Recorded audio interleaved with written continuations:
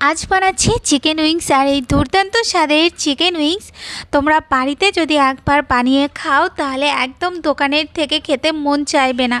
এটা দেখতে যতটা সুন্দর, খেতেও কিন্তু দুর্দান্ত, একদম ভেতর থেকে পুরো জুসি।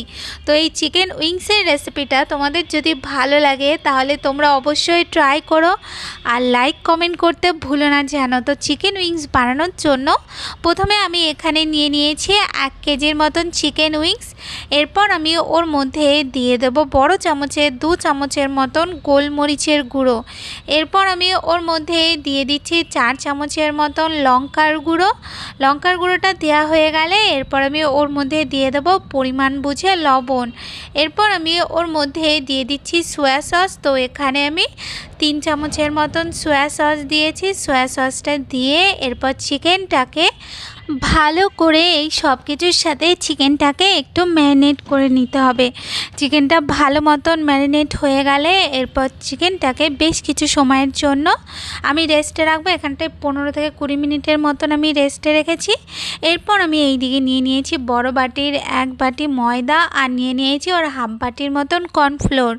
এরপর আমি ওর মধ্যে দিয়ে দেবো একটু লঙ্কার গুঁড়ো, দিয়ে দিয়েছি গোলমরিচের গুঁড়ো, আর এখানে আমি দিয়ে দিচ্ছি পরিমাণ মতন একটুখানি লবণ। এরপর আমি ওর মধ্যে দিয়ে দেবো 1 চামচের মতন আদা রসুনের পেস্ট। এরপর ভালো করে সব কিছুর সাথে একটুখানি মিশিয়ে নিতে হবে। সব কিছু যখন ভালো করে মেশানো হয়ে যাবে এরপর আমি যেই চিকেনটাকে ম্যারিনেট করে রেখেছিলাম সেই চিকেনগুলোকে এরকম ময়দার মধ্যে দিয়ে দেবো। ময়দার মধ্যে দিয়ে এরপর চিকেনটাকে ভালো করে একটু ময়দা মাখিয়ে নিতে হবে। ভালো করে একটু চেপে চেপে ময়দাটা মাখিয়ে নেব। যতটা ভালো করে ময়দাটা চিকেনের গায়ে লাগবে ততটাই ক্রিস্পি হবে চিকেনটা। তো এখানে ভালো করে আমি চেপে চেপে চিকেনের গায়ে ময়দাটাকে লাগিয়ে নিচ্ছি। ময়দাটা ভালো মতন লাগানো হয়ে গেলে তারপর ময়দাটাকে হালকা হাতে একটু ঝেড়ে নিতে হবে। এইভাবেই যে সব চিকেনগুলো ম্যারিনেট করে রাখা ছিল সেই সব চিকেনগুলোকে আমি ময়দা লাগিয়ে নিয়েছি।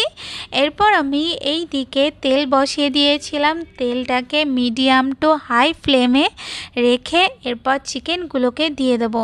চিকেনগুলোকে দিয়ে এরপর চিকেনগুলোকে আস্তে আস্তে একটু ফ্রাই করে নিতে হবে। প্রায় 3 থেকে 4 মিনিটের মতন চিকেনটা একটা সাইড ফ্রাই হলে তারপর চিকেনটাকে উল্টিয়ে দিয়ে চিকেনের অপর সাইডটাও আরও 2 থেকে 3 মিনিটের মতন একটু ফ্রাই করে নিয়ে তারপর চিকেনটাকে আমি নামিয়ে রাখবো। আর এইভাবেই আমি আর যে সব চিকেনগুলো ছিল সেই সব চিকেনগুলোকে আমি ফ্রাই করে নিয়েছি। এরপর আমি এই দিকে কড়াইয়ের মধ্যে দিয়ে দিয়েছি বাটার। তো এখানে আমি একটু বেশি করে বাটার দিয়েছি। এরপর আমি ওর মধ্যে দিয়ে দিচ্ছি 3 চামচের মতন রসুন কুচি। রসুনটাকে দিয়ে এরপর বাটারের সাথে ভালো করে একটু নাড়িয়ে চাড়িয়ে নিতে হবে। 1 থেকে 2 মিনিটের মতন রসুনটা যেন একদম ভাজা ভাজা না হয়ে যায়, মানে রসুনটা কাঁচা কাঁচাই থাকবে। এরপর আমি ওর মধ্যে দিয়ে দেবো টমেটো সস।